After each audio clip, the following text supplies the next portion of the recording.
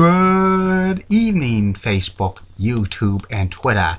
This is Rich again, back here for your fourth and final video blog of the night for Sunday, December 6, 2015, around 8:14 in the evening, Billerica, Massachusetts. It's about 45 degrees, it's dark, and it's going to get about freezing. Tomorrow's weather is supposed to be in the mid-50s, a carbon copy of today, which is good to have spring-like temperatures in December. And they say the long-range forecast says no snow in sight and the above-average temperatures, which is good. We don't need snow right now, but sooner or later we're going to get hammered. It might be January, February, or March. Winter's long. Some news to report. Philadelphia Eagles beat the New England Patriots by a score of 35-28. The Patriots were not on their A game, so they suffered their second straight loss, but they're still in first place in the AFC East. And the Carolina Panthers are now 12-0. They clinched the NFC South title as well today because the Atlanta Falcons lost. The Falcons are a fraudulent team. They started it off pretty good, but they've been slumping. I think that the Falcons are a very good team. That's about it on news. My third and final video blog subject of the night is my personality profile. My fourth and final video blog subject of the night is about my personality profile. Tonight's personality profile is about WWE Hall of Famer, the late great Eddie Guerrero, Latino Heat. I lie, I cheat, I steal. Eddie Guerrero was a second-generation wrestler. He had one of the best talents in professional wrestling. His untimely death in 2005 shocked a lot of fans. Eddie was born in El Paso, Texas. His father, Glory Guerrero, was a famous Mexican wrestler, and Eddie was the youngest of four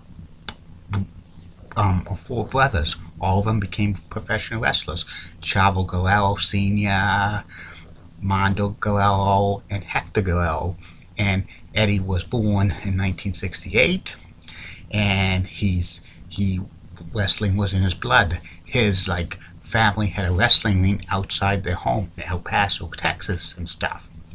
And Eddie usually trained with Chavo Guerrero Jr. because his nephew, because they're only 3 years apart in age and stuff. So that was more like a big brother relationship than a uncle and nephew.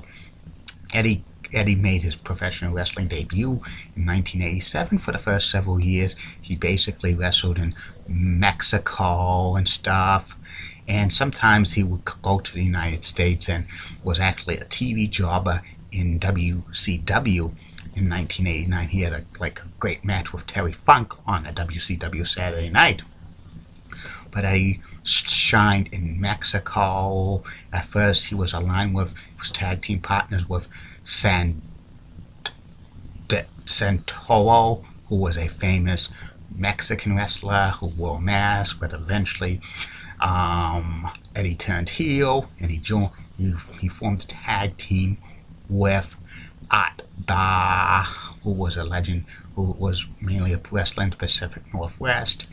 Actually was the juicer in WCW for a time in 1990. They were a great tag team in Mexico. They dominated AAA. They would form a stable, which included Conan and Louis Spicoli, who was billed as Madonna's boyfriend, and Paul Heyman, the owner of ECW, saw tapes of Eddie Guerrero and Art Bar, and they offered them to come to ECW, but Art Bar passed away in November of 1994. Eddie decided to go to ECW anyway. As a singles wrestler, he had some great matches with Two Cold Scorpio and Dean Malenko. But WCW saw these matches, and they signed Malenko and Eddie Guerrero and Chris Benoit around the same time. Before their last match at the ECW arena, the fans they had a classic match, Guerrero and Malenko. when Eddie got to WCW, he did a lot of high-flying moves, but he rarely got pushed because this is when the time the Monday Night Wars was starting. WCW was shining talent all over the place, but Eddie Guerrero was getting not pushed, but he was a mid-card act. He feuded with some of the luchadors. He also feuded with Dean Malenko and Chris Benoit, and he had some great matches with Ric Flair and Arn Anderson. Eddie Guerrero was a small wrestler. He was only 5'8", and he didn't get mainly a big push until December of 1996 when he beat Diamond Dallas Page for the U.S. Championship. And Eddie held it for a few months, but he lost it to his rival Dean Malenko. Eddie took some time off because he injured his shoulder. Then he came back to WCW after healing up as a heel and feuding with his Dean Malenko and Chris Jericho and Rey Mysterio Jr. He even won the light heavyweight championship.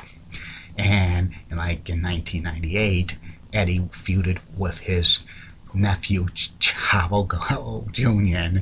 and Chavo Guerrero had one of those horses, like a stick horse called whatever they call, which was very, very funny. But Eddie Guerrero wasn't in the direction of his character in WCW. He kind of shoot Eric Bischoff, that he wanted out of his contract, but it was just and he poured hot coffee, but that was actually water. I don't think they would have allowed hot coffee. He could have got burned. And Eddie formed a group called the Latino World Order. They had all the luchadors and stuff like that.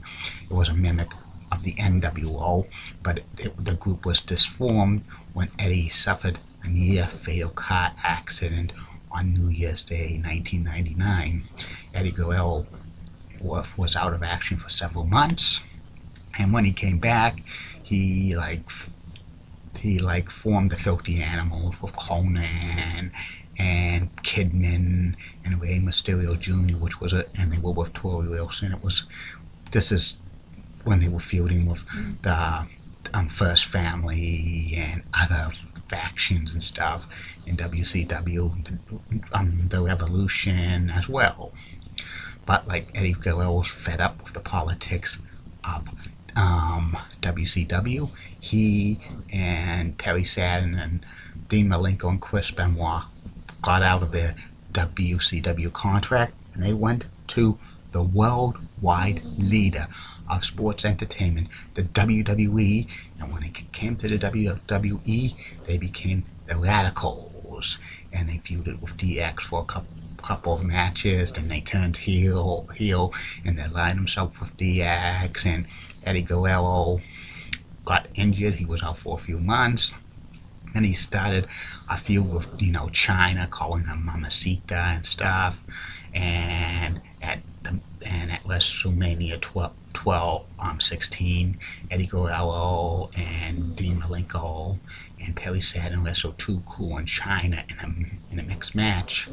It was very funny, but the next night on Eddie Guerrero beats Chris Jericho for the European Championship, and China interferes and joins Eddie Guerrero. And for the next several months, Eddie Guerrero and China were like a pair. It was kind of a comedy act. And Eddie called China Mamacita and stuff. It was pretty good. Also, Eddie had his comic talents, and he was being booed, but he was kind of a comedy heel. And Eddie actually won the Intercontinental Championship for a time, but he turned against China, started with a Playboy angle and stuff, and Eddie was kind of cheating on China.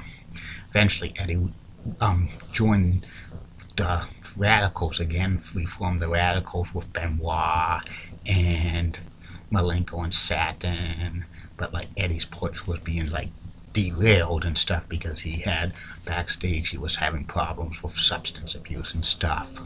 He won the European Championship at WrestleMania 17 with help from the radicals. Eddie beat Test, but Eddie's problems were getting far bigger and bigger.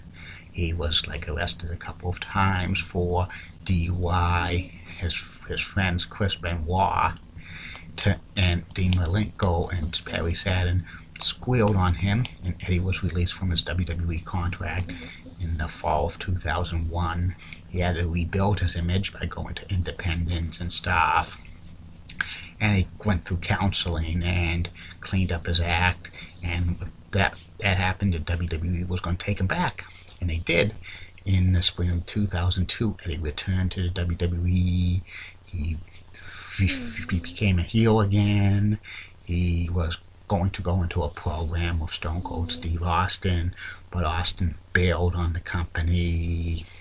And then Eddie forms a tag team with his nephew Chavo. They won the WWE SmackDown versions of the Tag Team Championships, and they had a lot of like great skits and stuff, like Eddie saying, "I lie, I cheat, I steal," which was that was his motto. After Eddie Guerrero and Chavo Jr. lost the SmackDown version of the Tag Team Championship, Eddie goes back into singles. He faces Chris Benoit for the new version of the WWE United States Championship, which he wins in July 2003. And the fans are cheering Eddie Guerrero because he's getting popular with the crowd, even though he's a heel.